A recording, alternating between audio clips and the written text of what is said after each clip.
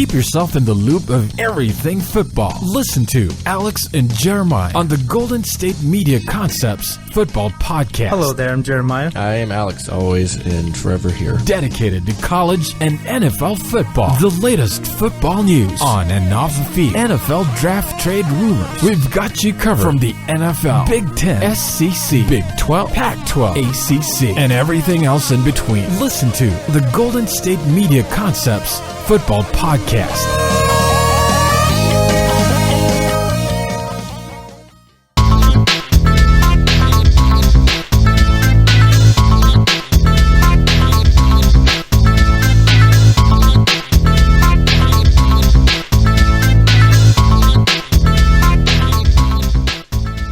Thank you for tuning to the Golden State Media Concepts Football Podcast, where we discuss the latest news, rumors, and games of the NFL and college football from the latest science issues, breakout stars, and all the news in between. As always, I'm Jeremiah. I'm Ben. And I'm Anthony. And we are back here on a Friday, Football Friday, leading you into the weekend. Going to be talking about college football and the NFL from last night. We had a matchup in both respective sports, and then leading you into the weekend of games as well. So where should we start off, guys? Start off with the NFL last night, Thursday Night Football? Mm-hmm. Sounds good? Okay, so we have the Bengals at home topping the Miami Dolphins 22-7. I honestly expected the Bengals to kill the Dolphins, and while 15 points may not look like it, the Bengals really did kill the Dolphins. They kicked 5 field goals. You should have converted at least 2, maybe 3 of those into touchdowns. Would have been a more lopsided game. But the Bengals looked really good last night. Yeah, and like you said, the Bengals scored on a variety of field goals. And they didn't convert on majority of those red zone possessions. But I really think that kind of maybe because they're missing Tyler Eifert and that aspect, and who I think he might come back next week or the week after. And the Dolphins offense, they had that one good play, which was that huge 74-yard touchdown pass from Tannehill to Kenny Stills. But, man, they just couldn't protect Tannehill that whole entire game. And Tannehill just looked like a disaster last night as well. So that doesn't help. No, that doesn't help. And basically what the Cincinnati Bengals figured out was that they have A.J. Green. Let's just throw to A.J. Green all of the time. On my fantasy lineup, by the way. Yes, congratulations for you. You got him. You just decided to just burn the entirety of the Miami Dolphins organization. I mean, it's not new. I mean, week 1 against the Jets, he had 180 yards, so he's very obviously capable of doing this. And the man for his career, he already has 600 yards as far as, in his career, and he's in his 6th league. So he is obviously one of the best in the league, but they basically just decided, all right, we don't have Eifert. All right, Jeremy Hill, you're going to have 70 yards. You're going to do what you can, but basically we're just going to burn every single Dolphins cornerback. It didn't matter what they tried to do, just A.J. Green after A.J. Green after A.J. Green, and maybe they didn't score on all the touchdowns. They had to get field goals, but still 22-7, and at no point really in the game after, basically halftime did I ever have confidence the Dolphins would come back. Yeah, Jeremiah, you mentioned that Tannehill sacked 5 times. This is the 13th time in his career that he's been sacked at least 5 times. And that's only since 2012 when he came into the league. So really the whole time Ryan Tannehill's been under center for Miami, he's just been constantly under pressure. And I was talking with Anthony, and I kind of compared Ryan Tannehill in a way to Sam Bradford. And why I say that is because Tannehill is having to go, just like Sam Bradford did, through new offenses all the time. A bad offensive line. I realized Bradford was injured a lot. Tannehill not so much. But he's constantly under pressure, constantly having to go through new offenses and try and learn new systems. Now you bring in Adam Gase, sort of the quarterback whisperer. Think about what he's done with Miami. Or not with Miami, but with Denver.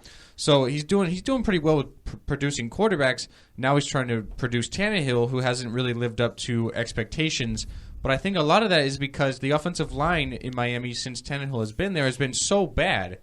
I think really he gets maybe not as good of a rep as maybe he should. I don't think his numbers are great. 93 touchdowns, 56 interceptions for his career. It's not great, but it's not terrible. So I think maybe Tannehill's sort of feeling the pressure in an instance of, okay, they're coming after me. I need to get rid of the ball maybe in 2 seconds as opposed to 3. So he's sort of getting forced into situations where he's not really making the best decision because he knows that there's guys coming after him. So I think maybe Tannehill maybe doesn't get the best rep, but I don't think really a lot of it is his fault because they have a lot of great playmakers on the outside. Jarvis Landry's a good receiver. Devontae Parker's got good size. Kenny Stills got speed to burn. You saw what he did last night. So I think maybe, and I realize the Dolphins, 4 out of their 5 offensive linemen were out last night. They're already the most injured team in the league, which doesn't bode well. But I think Ryan Tannehill, maybe if he was in a different system, a good offensive line, he could maybe be a decent quarterback. Or just a different team. Exactly. That's the same thing with Bradford. Bradford goes to Philadelphia, has a good second half. Now with Minnesota, he comes in 10 days in the whole offense and goes and beats Green Bay. And then he goes on the road and beats Carolina. Like, same thing. Like, maybe if Tannehill were in a different system, I think that'd be a lot better. You know, I mean, I think he's not the guy that's going to lead you to the promised land. But I think he's a guy who's capable of at least producing somewhat. I don't think he's a dud. You know, I don't think he's a terrible quarterback. I don't think he's a great one, but I don't think he's terrible. You know, he's a decent quarterback. Yeah, and he doesn't get a bad rep because he doesn't have very many wins versus so many losses, and that's how quarterbacks are judged. This is a win-loss league. But getting back to this offense for Miami, it doesn't help Tannehill at all when your offensive line can't block and you can't run the ball. They only had 62 rushing yards last night. Their leading rusher was Jay Ajayi, 33 yards on 6 carries. And their starter, quote-unquote starter, Damian Williams, 9 yards on 2 carries. So even when Arian Foster does come back, this is still like a backfield that can't produce many yards on the ground, even if Arian Foster does come back. Yeah, Arian Foster's, I mean, we all know about his injury issues his whole entire career. It was only a matter of time in my eyes when he was getting injured as opposed to if. So I don't expect Arian Foster to really do much. He's still a decent player, but he's one of those guys that just literally cannot stay healthy. And you look at Miami, I realize they have a week and a half off now to get ready, but they face the Titans, the Steelers, the Bills, and then the Jets. I realize all 4 of those games are at home, but honestly, I see them winning at the most 2 of those games. The Dolphins are a missed field goal away from the Browns of being 0-4. You know, and Cody Parkey missed 3 field goals last week. A different kicker is going to make at least one of those to win the game. Exactly. So the Dolphins, just a few miscues away from being 0-4. I say at most they're winning 2 games. It's like their season is already over now at 1-3 in my eyes. So you look at something with Ryan Tannehill, right? Like you say, you know, he's sacked 5 times. He gets sacked a lot. In 2013, 58, led the league, but every other year since then, 46 in 2014, 45 in 2015. He has 11 this year. Basically, the offensive line hasn't been good for the last handful of years. You have the Jonathan Martin, Richie Incognito, Bullygate thing, everything else like that. And even you say like they don't have good running backs, which they don't. They haven't really had a good running back since Ricky Williams. The Texans and Dolphins basically swapped running backs, right? Like they gave them Lamar Miller, took back Arian Foster. Last year, Lamar Miller, 872 yards, okay, nothing great. This year he's already 269 yards, doesn't have anything less than 80 yards through the first 3 weeks. Then you got either Arian Foster, Jay Ajayi, who, like you said, yay, the quarterback isn't the leading rusher for the team anymore. Fantastic. But, it's never a good thing in the NFL if your quarterback is the leading rusher. Yeah. No. Never. Yeah, even if your quarterback is Cam Newton. Even if it's Michael Vick, that's not a good thing to do. Yeah, in the NFL, you do not want that. Yeah. That means your quarterback's just taking hits all game long. Yeah, so you have the, whole little bit at running back. You have a banged-up offensive line, which was their strength because they basically took either Laramie Tunsil or Jonathan Martin or Pouncey. Like, they've had these offensive lines that they've taken high in the draft. Meanwhile, you have stuff like Seattle where they just kind of patch together, New England where they just find dudes off the practice squad. You want to play offensive line? Cool. Awesome. Win. So you have the kind of dichotomy there, just like two totally different things. And, for the Dolphins, Tannehill's not terrible, but he's sort of in that, like, middle Jay Cutler-esque kind of range where it's like he's not a terrible quarterback, but he does nothing that makes you think that anything good as far as like deep playoff runs would happen with the team he's on. Yeah, I think that's a good comparison, Jay Cutler. I think maybe not as many mistakes as Cutler. Right. I could maybe say Tannehill maybe closer to Dalton, but not nearly as good in my eyes. Mm-hmm. I think it's just a lot of the time he's so scared he's going to get sacked so much he kind of feels pressure and feels forced to make a throw or make a play a little earlier than he might because there's just so much pressure that he's really had to deal with his whole life. And you brought up on the sports show David Carr when he was drafted by the Texans, and in really that same instance that he kind of got ruined because he was under pressure his whole entire life, that he kind of had like panic feet all day and didn't really know what to do. And I think that's a fair comparison. As far as the Bengals go, now they're 2-2. Really, they've played a really tough schedule in my eyes. Before this game last night, one of the toughest in the league. You had the Jets, the Steelers, and the Broncos. The Jets, they come back at the end to win that game, and then they lose to Pittsburgh and lose to Denver. Now they have Dallas at New England versus the Browns, and then the Redskins are next 4 games. I think the Bengals are still a good team. I think they're still a playoff team. I think they still need to find a little bit of their identity, need to be more efficient in the red zone. And Jeremiah, you mentioned Eifert. He's probably due back next week. So I think that'll really benefit them. Tyler Eifert led the NFL in touchdowns last year, a huge red zone target. You go along with A.J. Green. The running game's kind of up and down with Jeremy Hill and Giovanni Bernard. But I think the Bengals are still a good team. I think they're still a playoff team. Yeah, and I completely agree. I had this team as a possible winner in the AFC North because that division is so competitive. You can easily have like either the Ravens, the Steelers, or even Bengals win it this year. And that's how, because the Ravens they got off to a good start this year, so that's more likely to happen. But the thing I want to talk about the Bengals is their defense last night. Their defense kind of took a step back a little bit, to start this season. You saw it like from the first game where New York came back on them, and then you see it with Pittsburgh. Pittsburgh is an elite offense, so maybe they get kind of a mulligan there. But they did play Denver and allow 4 touchdowns to Trevor Siemian, who is kind of like on fire now. His first ever road start. Exactly, first ever road start. So that was like, okay, maybe this defense has probably took a little step back after playing so well the past couple seasons, but the defense finally got back on track. They got Vontaze Burfict coming back. He came back last night, and they played well again. And, we saw last night they got 5 sacks. They caused a couple of turnovers there on defense, and they allowed 7 points. That's the fewest they allowed so far this year. Really only allowed 1 play. Exactly. It was only 1 play. Imagine if they didn't allow that. They would have got shut out. Miami couldn't move the ball down the field the whole night. So the defense finally got back on track, and then that's a huge plus for them because especially that division that they play in, that's extremely important for the Bengals. Yeah, you talk about that division. They've, been one of the top teams in that division along because you got the Steelers, historically great. You got the Ravens, who are coming along this year. But the Bengals, have made the playoffs every year since 2011, missed it in 2010, made it in 2009. Yes, they've lost in the wild card game every year, but they at least make it all of those years. So they're, in contention every year because once you're in the playoffs, who knows what's going to happen. We've seen enough teams, be it the Packers when they won, the Ravens when they won, that as long as you're in, that's all that really matters. And you didn't want to, if you're the Bengals, go 1-3. You'll be at the bottom 2. You'll be close to Cleveland, and you don't want to be close to Cleveland. Just that's not what you want to do. So they definitely had to do that to where the Dolphins, the division they're in, has been kind of, the same for the last 15 years. Like, you want to beat the Patriots. You have hopes of beating the Patriots. Then about week 10 comes, and you're like, we're not going to beat the Patriots. So, at least with the Bengals now 2-2, let's say maybe Baltimore loses. Now you all of a sudden have a lot of a closer race. You're only a game back. You have a lot more confidence. They needed this win just to get them kind of back on track kind of thing. Yeah, I agree. It was a huge win for the Bengals, a game they absolutely needed to have, and I really expect them to handle business last night, which is obviously what happened. So with that said, guys, we're going to take our first break here at the GSMC Football Podcast. Coming out of the break, we're going to talk more NFL news. We have a game in London this weekend.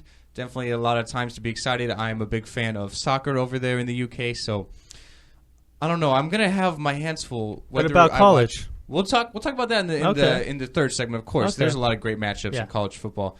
But I have my hands full. Do I watch the NFL game on Sunday morning? Do I watch the Premier League on Sunday morning?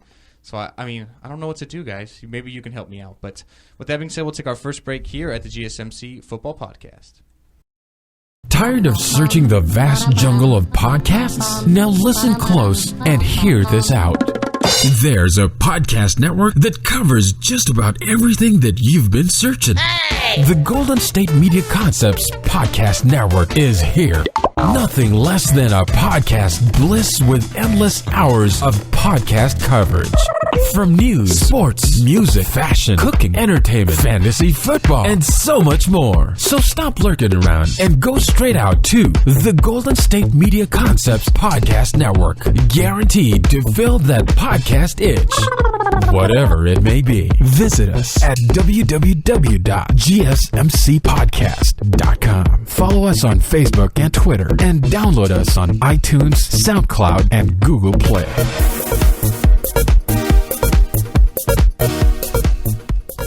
Welcome back into the Golden State Media Concepts Football Podcast. As I mentioned, we have a game in London on Sunday morning, 6:30 Pacific Time, 9:30 Eastern Time. We have the Indianapolis Colts going to Wembley Stadium to take on the Jacksonville Jaguars. Seems like Jacksonville is always in London. You know what I mean? The last few years they've been there. Think about the game they had against the Niners. So maybe it could be because it's a border team, it's a little easier to schedule. I don't know. But so the Tennessee Titans are going on to face the Texans. The first game without J.J. Watt, who is on the IR, had back surgery yesterday. Probably going to miss the whole season. Have to see how Houston can do without the best defensive player in the league in, I guess, all of our opinions. Yeah? Yeah. So, and then the Cleveland Browns, who I feel so bad for the Browns. You have Josh Gordon now, who's set to come back, and then he checks into rehab, which is obviously great. Don't get me wrong, his time in Cleveland is probably done. Great that he's going into rehab, but now you expected to have him back, and then it's like, well, guys, not so fast. So Right. I feel kind of bad for the Browns. They're going in to face the Washington Redskins. Already the Redskins' third home game of the season. Definitely a game they need to win if they want to stay in that NFC East battle. We have the Seattle Seahawks going to MetLife Stadium to face the Jets. The Bills and Patriots making some headlines this weekend. Rex Ryan having a little fun with the press conferences. And a game I think that he should probably not be having so much fun and be a lot more serious about because, I mean, let's face it, the Bills a good win last week, but Rex Ryan is definitely on the hot seat, and New England looks like the best team in football right now. So the Panthers are going into the Georgia Dome to take on the Falcons. The Raiders are going on the road to face the Baltimore Ravens. I think that's definitely one of the more compelling matchups of the weekend. We have an NFC North battle. The Detroit Lions are going to Soldier Field to take on the Bears. The Broncos are going out to the East Coast to face the Tampa Bay Buccaneers. We have an NFC West battle between the LA Rams and the Arizona Cardinals. The San Diego Chargers are hosting the New Orleans Saints out there at Qualcomm Stadium. A game I really like as well is this next one. It's the Dallas Cowboys going to Levi Stadium to face the San Francisco 49ers. Our Sunday night game is the Kansas City Chiefs taking on the Pittsburgh Steelers. I think that's probably on paper the game of the weekend. And then our Monday night game is the New York Football Giants going in to face one of the real surprise teams of the NFL so far, the 3-0 Minnesota Vikings. Yeah, and there's a lot of great matchups this weekend. It was hard for me to pick game of the week. Like you mentioned, on paper, the Chiefs and Steelers looks like game of the week. You can even make an argument about the Giants at the Vikings. No, I love the Vikings in that game. You can make an argument about that. And you can even say the Ravens and Raiders can be a game of the week. And I can make an argument and say maybe the Panthers at the Falcons could be game of the week as well. There's so many great matchups this week. I definitely agree. So why don't we preview some? So let's pick, Anthony, what's one game you're really looking at this weekend? So for me, one of the games that I'm really looking forward to is Buffalo and New England. Like you talked about, Rex Ryan kind of just going full troll, at the conference call with Julian Edelman. Faked his name, faked his credentials, everything else like that. I was talking about, are you going to be the quarterback just to kind of mess with him? And so I equate this with Rex Ryan for one of two things, right? One of them, I think we talked about it before, basically it equated to when you're like a senior in high school and you really don't care anymore because at this point you probably think you're going to get fired anyways unless the Bills go, 10-6, 11-5. He's probably going to get fired at the end of the year, so why not have some fun? He always had some fun, whether it's with the Jets or the Bills, so why not have some fun? That kind of reminds me of that. And the second part of it is, have you ever seen old Muhammad Ali clips when he would face other people? He would just trash talk them for days. That was his whole thing. He wanted to get into people's heads. And don't get me wrong, Rex Ryan's not going to get into Bill Belichick's head. But it's still one of those things, if you're just going to be so braggadocious, so loud and stuff like that, by doing all these things, it's going to take away the pressure necessarily from your players because they're not have to worry about all they have to do is talk about Rex Ryan. He's just yeah, just throw all the pressure on me. And now you have stuff like Julian Edelman who's going to be asked, not Patriots questions of oh, what do you guys think you're going to do? More or less just okay, Rex is doing more things. What about Rex? So that's kind of not anything to get in your head, but it's still just something where it's just like so in your face, so just like beating them down, stuff like that. Those are the two things that it reminds me of. And also, I just want to see, because if Rex Ryan can actually win the game while doing all this stuff like that, that's just great storyline in general, just because he was able to be both a troll and a winner. I mean, he seems to always try and get into Belichick's head. Think about when he was on the Jets. Same thing. He would always do these funny things. Yeah. And then the Patriots kind of fired back. I remember when they were talking about with Rex Ryan about the feet incident. You know, I thought that was kind of funny, but Belichick not so fond of it. But the thing I find most surprising in this game is that the spread on this game is even. And I realize a lot of that is because the Patriots' quarterback concerns. You have Garoppolo with the AC joint sprain in his shoulder. You have Jacoby Brissett with a thumb injury. They're hopeful that one of these guys is going to go. I think that Garoppolo is probably going to be healthy enough to play. I don't care if Jeremiah's quarterbacking, Anthony's quarterbacking, if I'm quarterbacking. The New England Patriots are going to win this game. I don't care who their quarterback. Julian Edelman. I mean, I love New England in this game. A week and a half to prepare at home. Oh, man, the Patriots are just the model of consistency in the NFL on all sides, offense, defense, special teams. I gotta love New England. Okay, before I move on, you guys ever watch Family Guy, right? Yeah. Hey, remember that one episode when Peter Griffin played for the Patriots? Yes. Well, I don't, so I'll let you guys take even this Peter Griffin can play quarterback for the Patriots, and they can win. So that was a great episode, by the way. I did like that episode, and the Patriots, they, like you said, it doesn't matter, seemingly, if it's Brady. Not that this diminishes Brady, because I still think Brady's one of the best quarterbacks of all time. But it's one of those things of, like, I mean, Garoppolo came in, looked really good. Brissett, he looked okay enough to get a game. He managed the game. He looked okay. He looked like how we thought he would look like. He managed the game. You know, I thought he did what I would expect of Jacoby Brissett. So he did okay. You know, it seems like Josh McDaniels, offensive coordinator of the Patriots, always puts whomever is under center in the best situation possible and plays to their strengths. Brissett was running the option. He's a big guy, mobile guy, had a rushing touchdown. So he seems to always put his quarterbacks in good situations, Josh McDaniels. I wouldn't be surprised, though, honestly, if the Patriots did lose, though, because the quarterback situation, we can joke all day about you and I can play quarterback, but if it is Garoppolo, who has a bum arm, like, you know, if he can't, like, there were reports that he couldn't lift his arm the whole week, and if that actually is the case, like, that's not going to go well for a defense in Rex Ryan, which defense is his thing. You know, he's going to have some trouble moving around. He's going to have trouble throwing the ball. You give the Buffalo Bills, whose defense looked shaky against New York, but, you know, it's still, like I said, Rex Ryan's specialty. You have everything just kind of colliding there to the sense of, if you are the Buffalo Bills, this is like pretty much everything. Because if you go down 1-3, that's not the best thing. But if you're 2-2, you get a little bit more confidence. You have a little bit more charisma and stuff like that. I can absolutely see the Bills just all or nothing, kitchen sink kind of game coming in and beating the Patriots. It's possible. The Bills' defense played really well last week against Arizona. They forced Carson Palmer into 4 interceptions. Right.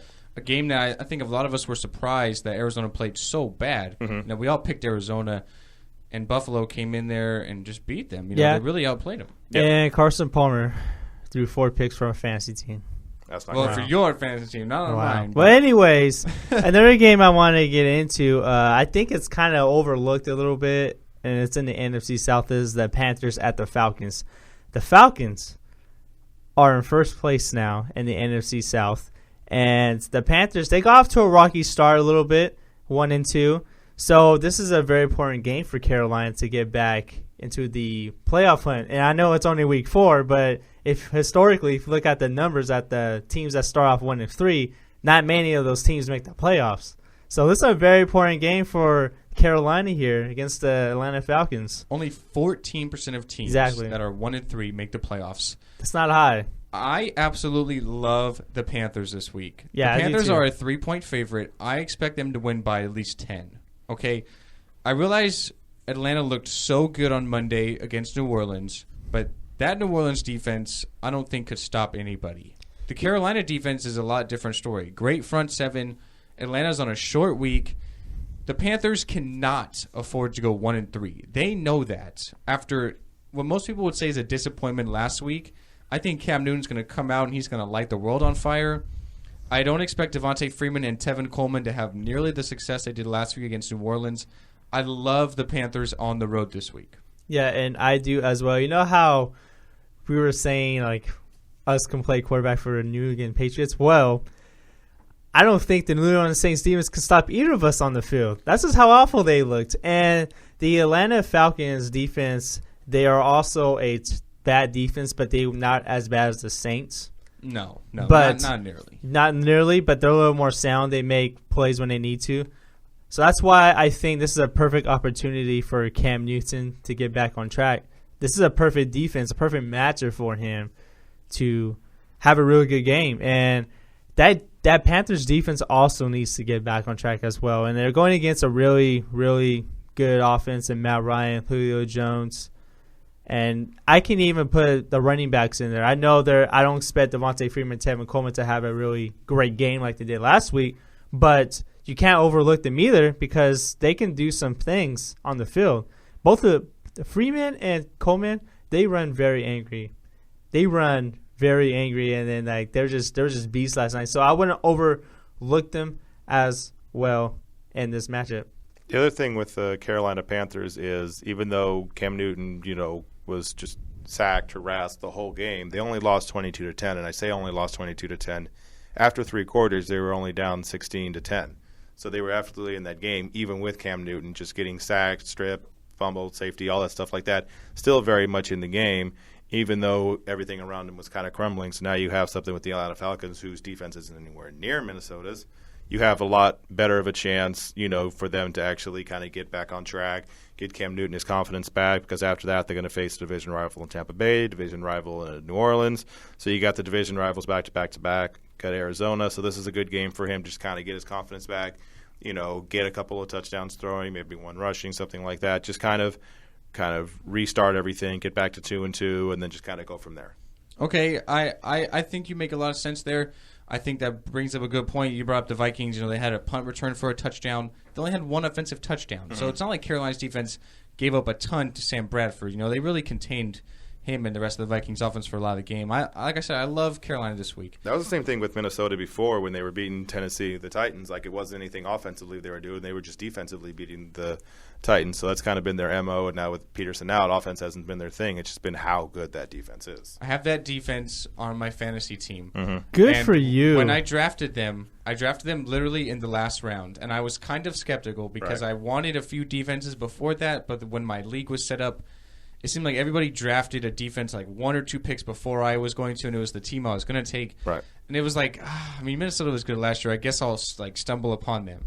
And it's been like a blessing in disguise. They've put up great numbers in fantasy. So good I've been really happy with Minnesota. Good for you. I picked up the Cincinnati Bengals defense literally yesterday before the game, and it got me 13 points. That's not bad. Yeah, I really liked Kansas City's defense this year, but someone grabbed them. 8 turnovers last week. They did really well for somebody. But all right, so let's talk some other games here. There's a lot of great storylines. One game I have my eyes on is the Raiders are going into M&T Bank Stadium in Baltimore to take on the Ravens.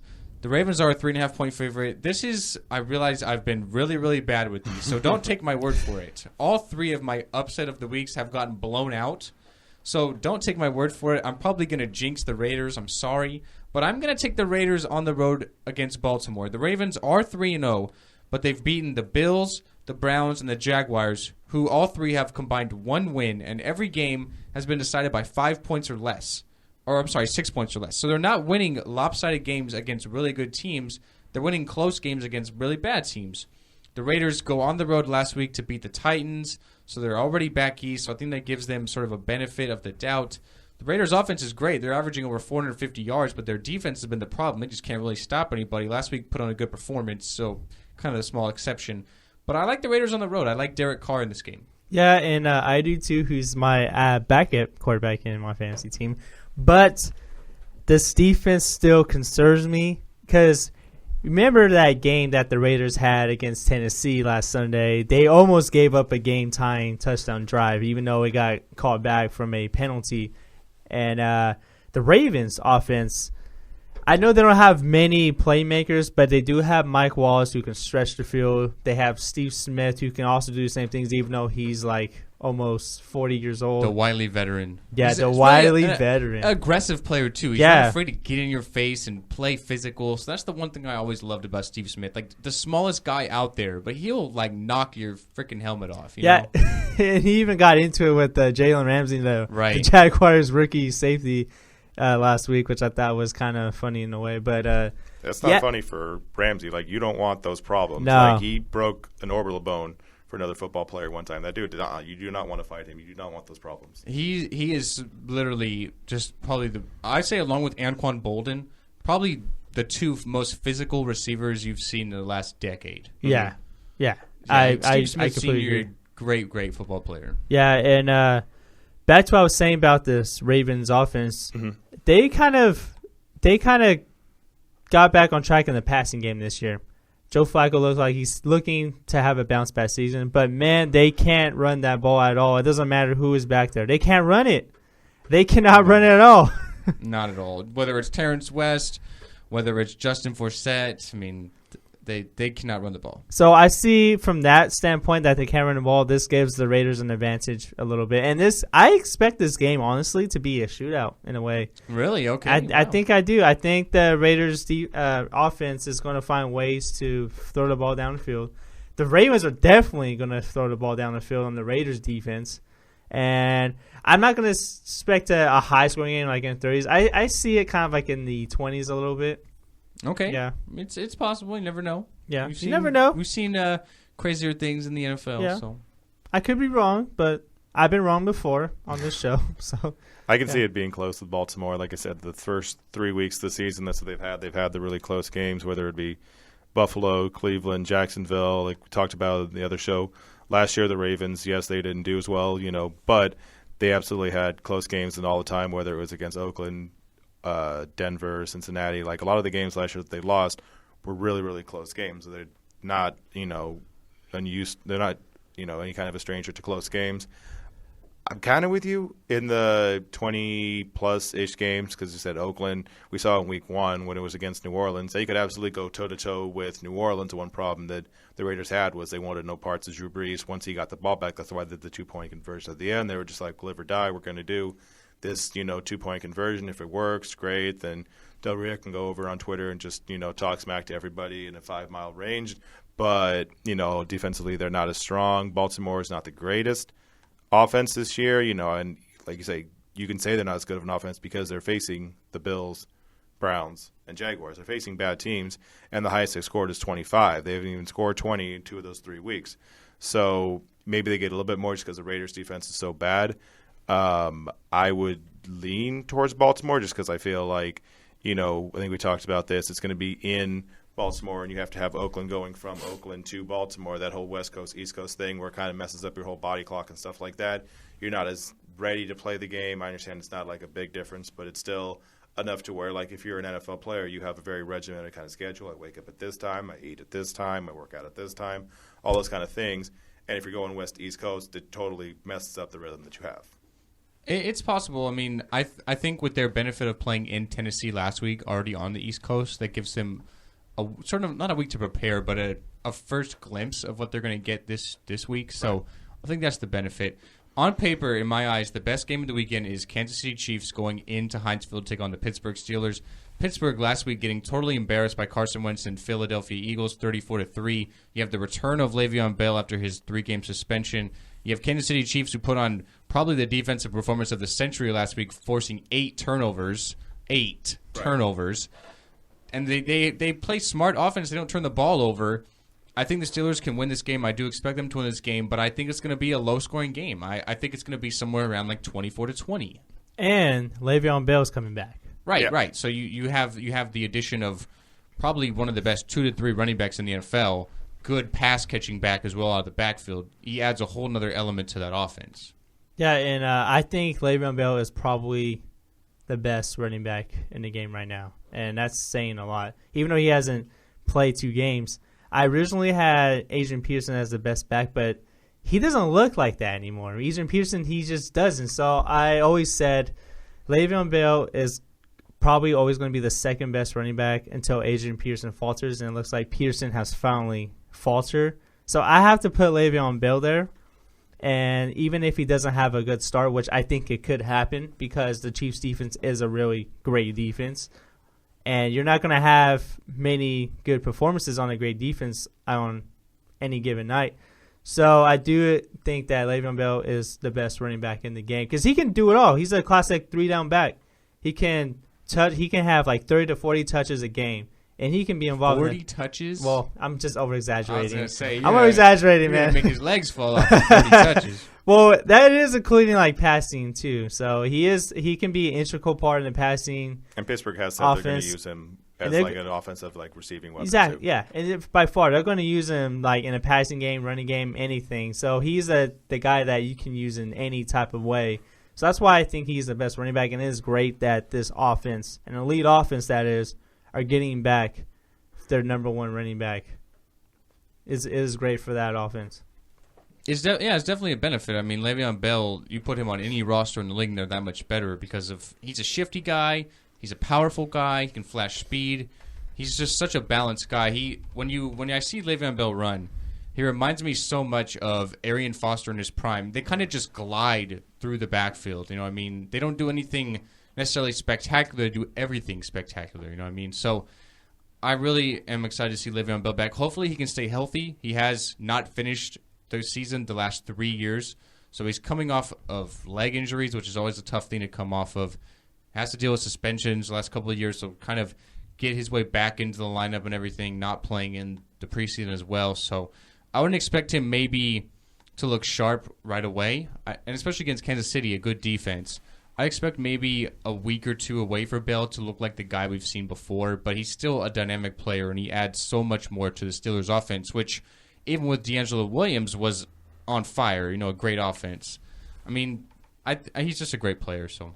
And also you take into account that with Pittsburgh, they got embarrassed last week by Philadelphia. They got embarrassed by a rookie quarterback, and you got to imagine that the offensive coordinator is going to just be like, okay, that's fine. We got embarrassed. I'm going to come out. I'm going to try and score 45 points. I'm going to try and score as much as I can just to basically reassert the dominance of like, yeah, that's fine. We had a bad week. Let's come back against Kansas City, a good defense, and just kind of rearrange the perception of what people think about the Steelers, even if it was only for 1 week. There's a lot of great games here. I think that the Cowboys and Niners could be a close game. You'd think that Dallas would go in there and blow out San Francisco after how they've got embarrassed last couple of weeks, but you don't have Des Bryant with the hairline fracture in the leg. He's kind of had some distractions about not even showing up for his MRI because he was afraid of bad news and acting kind of silly in that instance. You still got to go, man. You have to find out. Yeah. You have to find out what's going on with your leg. So I think that could be a compelling matchup. How Dak Prescott is going to play quarterback without his best playmaker out there on the perimeter. Mm-hmm. I would expect a lot of check downs. I think Cole Beasley's probably due for a good week. So kind of that slot, maybe 6-7 yards of catch roll. It seems like he always does good with that. So I think that could be a compelling matchup. We have a lot of great storylines here in the NFL. And on Monday, we'll be back at the GSMC Football Podcast, not only previewing the Monday Night Football matchup between the Vikings and the Giants, but recapping this Sunday in the NFL. And before we go to the break, my upset of the week is the Niners over the Cowboys. Is it? Okay. Yes. I mean, I'm with you on this one. Right. I do like that game. I think it could be a trap game for Dallas. Dallas now, past this game with San Francisco, are going into that tough schedule. They're facing the Bengals on a week and a half rest, and they go into Green Bay. They have a game against Philadelphia, who look pretty solid right now. So that tough part of the schedule is coming up for Dallas. Maybe they overlook San Francisco a little bit. I think it could be a trap game for the Cowboys. Yes, and the Niners are at home as well. And the Niners look like probably the worst offense in the league, but they need to get back on track. With Chip Kelly, this is an important game for Chip Kelly here. Like, you have to understand, this is a very important game for Chip Kelly. I don't think the Niners are the worst offense in the league. I realize the Rams put up 37 last week, but I'd still say the Rams and then maybe even the Browns. But the Niners definitely don't have one of the best offenses in the league. I'll say that. I think they have probably the worst receiving core in the league. And they have the worst quarterback in the league, in my opinion. I'll take Gabbert over Case Keenum. Okay. So let me get this straight just so I kind of understand how this is all breaking down. They have a bad quarterback. They have bad receivers, and you think they're going to win against the Cowboys. We've seen crazier the things. Reason why I have this as an upset, because Des Bryant not playing is going to make a huge impact for the Cowboys. And Dak Prescott, okay, he's not a veteran, he's a rookie. He's going to have like one of those rookie, flunders or those bad rookie games, and I do think that this can be potentially one. And the Niners, they're going to try to get Carlos Hyde involved in the game, even though that Carlos Hyde had over 100 yards against Seattle, even though it was mostly in garbage time. The Cowboys don't have a really good defense, and they have like a lot of players on suspension, and it's been decimated with injuries right now. So I think this is a perfect game for Carlos Hyde to have a real good game and to be highly involved.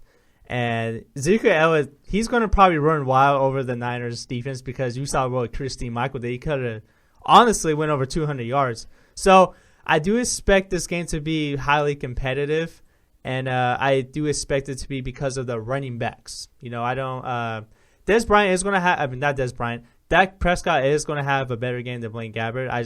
That's just how it's going to be. But I do think whoever has the better running game is going to come out on top, and I do think it could possibly be the Niners with Carlos Hyde. They're going to try to mix it up a little bit too. I think they're going to – that's what I think they're going to do. I'm with you on this one, man. I do agree with you. I'm not going to say I like the Niners because to bet against the Cowboys and bet on the Niners is definitely tough. But I think it's going to be a good game. I see it going down to the wire. I really do. I think this is one of the few weeks I will actually take the Niners to win. And it's saying a lot. And I'm a Niners fan, so saying a lot. Yeah, we got to be unbiased here as I know. always. That's what I'm saying. I didn't pick the Niners because I'm a Niner fan. I'm just saying like it's set up perfectly for the Niners to win this game. This is a perfect opportunity for them to go 2-2, and going 2-2 at this point in the season is huge for the Niners. I didn't have them winning one single game through week 4 or through week 6. For a team that was not favored in any of their games going into the season, I think that's going to be a good accomplishment. So I'll have to wait and see, and we will update you on Monday to see if Jeremiah is right on his upset of the week, see if I'm right on my upset of the week, and see if all of our picks. Mine seem to never be right, so don't bet with me. But maybe with the other two, you might have some success. But we'll take our last break here at the GSMC Football Podcast. We'll be talking about college football, a lot of great matchups, including a juicy Pac-12 matchup tonight. So we'll be right back, guys, on GSMC Football Podcast. Check out the show that's built on the MMA. From the UFC to extreme cage fighting, they got the fights covered. Check out the GSMC MMA podcast. Get the latest news on past or upcoming fights. Join us as we talk to and about some of the biggest names in the MMA, past, present, and future. When it's the fight game, there's just one show to check out. GSMCpodcast.com/MMA-podcast. Don't forget to like them on Facebook and follow them on Twitter. Visit GSMCpodcast.com for more info.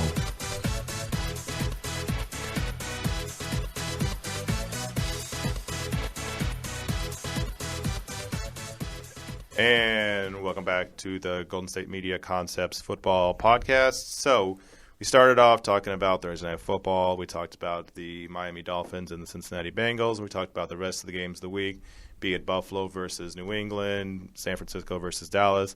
We're going to transition a little bit now over to college football. So we're going to get started with the Houston Cougars beating the UConn Huskies 42-14 in the game that really was never close. I mean, we didn't think it would be close. Well, maybe at the end of the first quarter when it was still no score. But right. Other than that, they had hope. Other than that, we knew exactly what was going to happen because Houston absolutely killed them. Yeah, we got Gregor Jr. throwing for 389 yards, 3 touchdowns, no interceptions, had 12 rushes for 65 yards and 2 touchdowns. Basically, one-man wrecking crew just destroyed the UConn Huskies. And now the only thing that Houston has to prepare for, because they got their division games coming up now and everything else like that. They got Navy, Tulsa, SMU, UCF, Tulane, stuff like that. Now they basically just have to stay healthy, make sure Greg Ward Jr. doesn't get too injured, because that game on October 17th against Louisville is basically the game that's going to determine probably the Heisman Trophy winner, and if they can be anywhere competitive as far as being in the college football playoffs. I'm sorry if there's any background noise. We just had literally, I think, an airplane fly right over the studio or something like that. But yeah, Houston goes on to win 42-14. UConn, Jeremiah, the one team that beat Houston last year, so they get some revenge this year. Yes, and I saw that in the locker room, and the Houston Cougars, for them, they had a sign posted that said UConn 20, Houston 17. So that was on their minds for one lone loss last season, and they did not let up. They did not. No. And Greg Ward has been a very dynamic quarterback, and I was very high on him as a dark horse candidate, and he still is leaning towards that way. So I have to agree with everything that Anthony said about basically now for Houston is just start getting healthy, staying healthy, that is, because I think they're going to win every game from here on out. Even against Louisville right now, well, or up to before that. Okay. I think they're going to win. My bad. I said that a little bit wrong. They're going to win every game before that Louisville matchup because that Louisville game, both of these teams can be in the top 5, top 4. Both could be undefeated, too. Both could be undefeated, top 5, top 4. So that's going to be an important matchup, which leads me to this weekend's game of Louisville versus Clemson. So because one of these teams are going to lose, which it's just obvious. It's obvious one of these teams has to lose. So one of these teams losing I think it's going to have Houston move into top 5. It's possible. I think definitely you have some tough games. I realize I think if Stanford maybe goes on the road to beat Washington, that's the game tonight, 7 versus 10. I think they maybe get a boost because they've already played the third hardest schedule, and then they beat a top 10 opponent as well. So I think that'll give them some boost. It seems like the way they do these college football polls now, as opposed to before the college football playoff, is they take it more as a week-to-week basis. Like what you did last week, you get a huge bump if you beat a good ranked opponent, especially on the road in this instance with the Stanford Cardinal against Washington Huskies. So I think that could be something you look at. You look at Michigan, maybe if Wisconsin upsets them at number 8 versus number 4, then you maybe have some room to move up. But Houston, I think really, as far as where they are in the rankings right now, it does not matter. But I think when you look at Houston, if Louisville can keep winning and if Oklahoma can keep winning, and then Houston goes on to beat Louisville, I think they're rock solid in the college football playoff. I really do.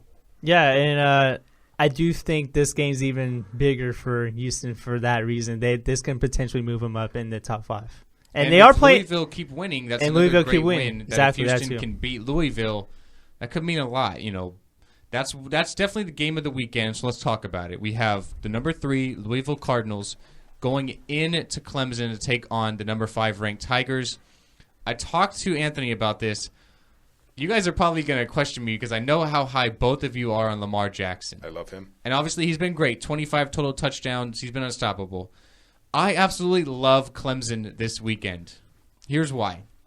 You have, in my eyes, the difference in the game. You have the battle of the quarterbacks. You have Lamar Jackson with Louisville.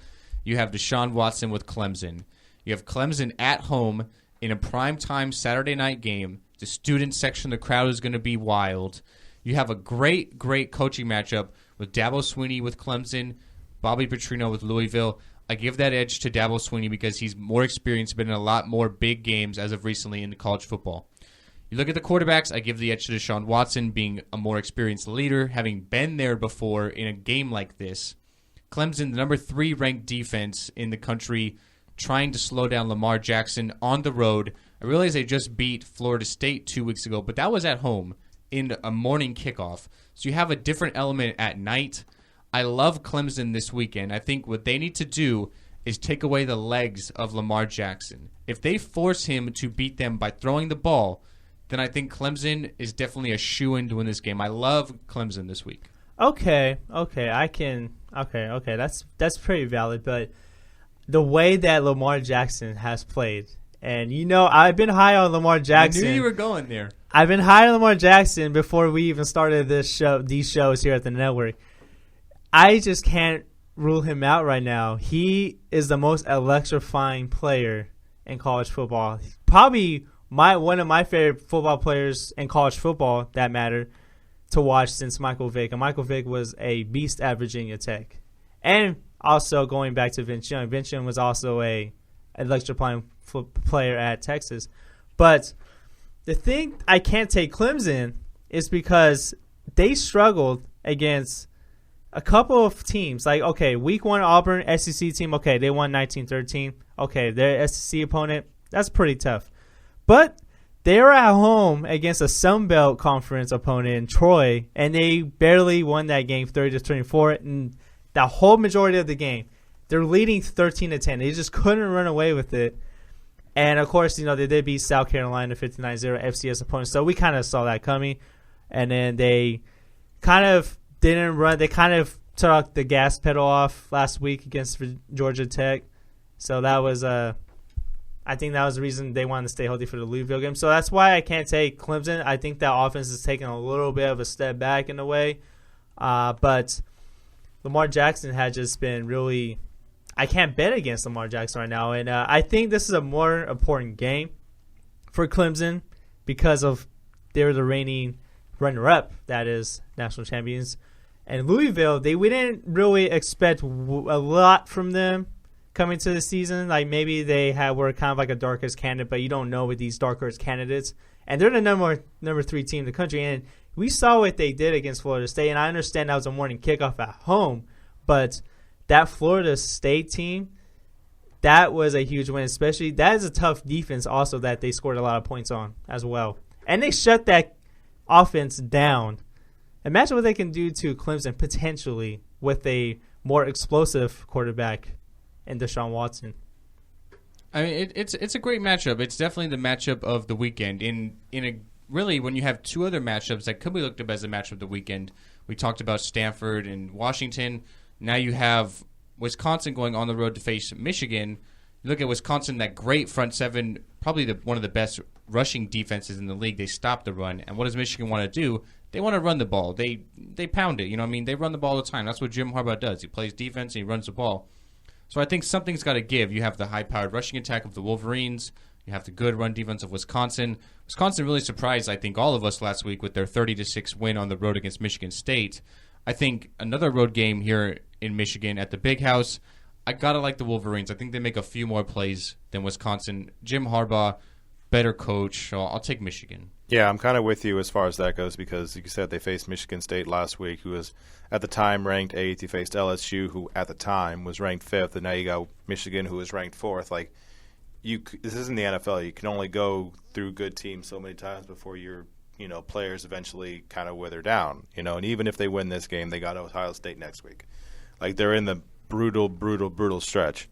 And after getting beat up by Michigan State, because that's what they like to do, they like to pound the ball, defense, all that kind of stuff, you're going again to a team that likes to run the ball in Michigan. Like, you can only get that so many times as far as teams go. Like, yeah, you can put in Akron, you can put in Georgia State in between there to kind of make yourself, not as sore.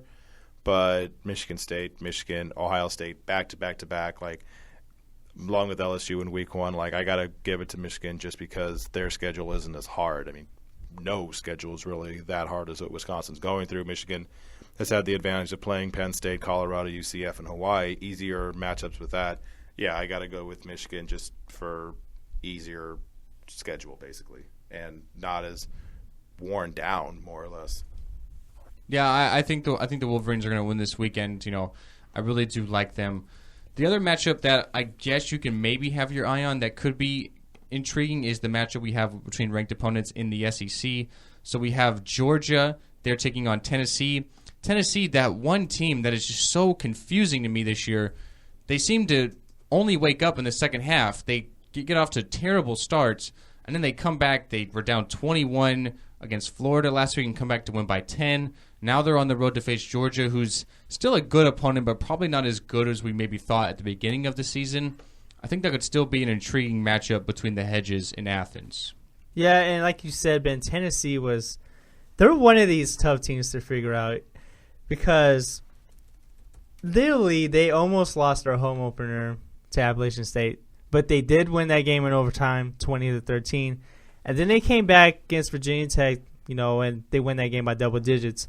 But last week, like you said, against number 19 Florida, they were down in that game, and all of a sudden they just woke up. And they have a pretty tough stretch heading out. We were talking about Wisconsin here, but this is their next 3 games. This week, number against 25 Georgia. Then the week after that, number 9 Texas A&M. And then after that, number 1 Alabama. So this is also a very tough schedule that Tennessee is heading into.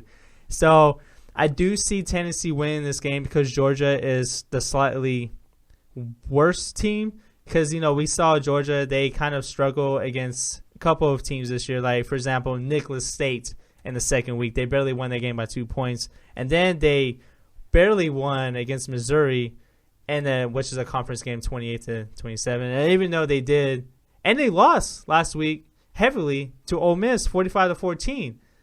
So they're not as a good of opponent as Florida was for Tennessee last week. So I do see Tennessee winning this game for that reason and the tough schedule coming up. Because if they lose this game, Tennessee for that matter, they're heading to Texas A&M, and then they're playing Alabama at home. Even though they're going to be at home for the Alabama game, that's Alabama. So yeah, this you is can never bet against that. you can't bet against Alabama. So this is why the Tennessee Volunteers need to win this game because of the tough schedule coming up. And they are in sort of the favorable SEC East, so I still think they have a good shot there, but definitely some tough games coming up. We have a lot of great games here, especially in the Big 12. I think that Oklahoma and TCU could be a good matchup. I think Texas and Oklahoma State could be a good matchup. As far as like my upset, according to the spread here, you have number 18 Utah going on the road to face Cal. Cal is a 2-point favorite. I'm a Cal fan, so I follow them pretty closely. And as far as Cal, it's literally the best of both worlds. On the offensive side, you have a good rushing attack. You have Davis Webb at quarterback, who's already approaching 2,000 yards, 18 touchdowns. But on defense, we talk about the Saints. I mean, Cal is literally the college version of the Saints defense. They couldn't stop anybody. They're giving up over 45 points a game. So if the offense wants to have any chance of winning, they have to put up at least 50. Utah, a really solid defense, only giving up about 15 points a game. I'll take Utah on the road against Cal. I just don't think Cal could stop literally a high school team. Their defense is that bad. Wow, that's kind of harsh. And I am going to take Utah in that game as well. But my upset of the week is Oklahoma over TCU. Okay, it's a huge game for Oklahoma. Yeah. You think about through 3 games, they've been kind of – I realize one of them was against a non-big conference, but you look at the game against Houston, the game against Ohio State, they've been absolutely embarrassed. And if they want to have any chance of even competing for a conference title, they have to beat TCU. Yeah, they have to. Because I think we all agree that a playoff berth is kind of out of the question for Oklahoma now. It's pretty much obvious. Right. But Oklahoma also has a kind of a tough schedule coming up. You know, they do have the TCU matchup on Saturday, and they also have Texas right after that. So they got these two guys, 21 and 22, back-to-back. And I do think that Oklahoma needs to get back on track here. They had a tough schedule to start off. They had to travel to Houston in a neutral site field, even though Houston was kind of like the quote-unquote not the home team. So they did lose that game. They did win against University of Louisiana Monroe, I think an FCS opponent or a lower tier FBS opponent, 59-17. And then they did lose against the number 3 team in the country, and Ohio State. So this is a very important game for Oklahoma to get back on track, because if they happen to lose this game, and I honestly think I just don't know what I'm going to say about the Oklahoma Sooners here. Like it's just it's going to be tough to see this team go further down the season if they lose this game. So this is a very important game for them if they want a conference championship. If Oklahoma loses, that might be the end for Bob Stoops as well. That too, exactly. He's always kind That's of a good point. Yeah, he's been on the hot seat for the last few years. For my upset, you guys have absolutely good ones for your guys' upset. For mine, just because the SEC is kind of a insane, like everybody can beat everybody kind of thing, I would say Vanderbilt maybe over Florida. Vanderbilt hasn't necessarily looked like world beaters, but they are 2-2. They're in the SEC, and they faced South Carolina, which they lost, but they only lost 13-10. Georgia Tech, they lost a lot, but here's the thing. So it's at Vanderbilt, which helps the cause. 9:00 early tip, so it's not one of those kind of talking about Clemson, late night, everything else like that. But the one thing that Vanderbilt does have is, they're play in the same so the SEC East, like you said, the SEC East isn't the best. You got Tennessee leading them, and they're just all over the place. Florida hasn't looked the best because Florida, even though they beat UMass in week 1, they didn't look as strong as they could have. Kentucky, they beat down North Tennessee. Tennessee, they lost to. They had the lead. They lost it. They've looked shaky all year. So if I'm going to go with an upset, I'm not just going to go with what you guys do, just go for my own. I would say the Vanderbilt over Florida. It's a close game. The spread's only 10. Anytime you go on the road in the SEC, it's definitely a tough matchup. You have Florida without Luke Del Rio. Mm-hmm. Last week, it wasn't too much of a concern, but their defense kind of faltered there against Tennessee. So Right. It is a compelling matchup. And as always, we will be back on Monday. Jeremiah will be here with Alex talking about football on Monday, recapping the week of college football, as well as our new college football poll. Jeremiah will be having Houston in the top 5, as you mentioned. I think that's definitely a really solid indication we could have that. So, And we're also going to have a preview of the Monday night game, as always, on every Monday show. That's right. So with that being said, we are going to end the show today. We had a great episode, a lot of good, interesting topics, a lot of great debates. So with that being said, we'll end this episode of the GSMC Football Podcast. I'm Ben. I'm Jeremiah. And I'm Anthony. And we will be back on Monday. Make sure that you can follow us on Facebook, on Twitter, on Instagram. It's at GSMC_football. You can find us on YouTube. We're on iTunes, SoundCloud, Stitcher, Google Play. All these great playback systems to find the show. Our website is gsmcpodcast.com. You can find the portfolio of the podcast, as well as other sports-related and non-sports-related, as well as a coming soon tab to find podcasts that will be launching hopefully sooner rather than later. So with that being said, guys, we hope you have a great weekend. Watch a lot of football, and we will be back on Monday.